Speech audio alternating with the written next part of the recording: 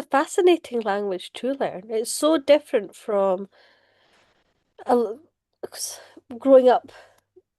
We all did French at school, and Spanish has become more popular, but all those kind of more Romance languages that are rooted in Latin, Germany is just so absolutely different from your French, your Italian, your Spanish, which makes it really it's really fascinating. I personally find interesting the how language develops over time and the different roots and how you can trace back different languages and those different strands.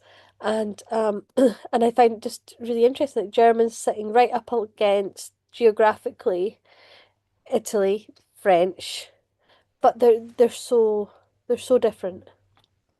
Knowing that both English and German are Germanic languages, Mhm.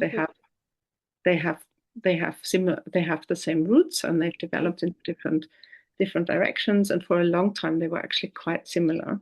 But Latin has and French have influenced English in a way that they have not in which they have not influenced German. So now I teach a reading course at the university to help PhD students learn German, and one of the first things I do with them is to say, actually, a lot of what you know in English there is a connection. We call them cognates, so words that have equivalents in German, and realizing how many cognates there actually are.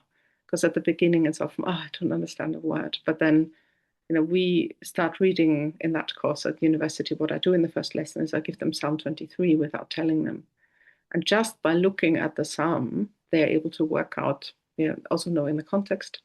By the end of the lesson, they're able to translate the whole passage just using Wow. cognates, which is really exciting for me to see. And it's a great experiment for students to see, actually, I already know a lot about German Mhm. without knowing it.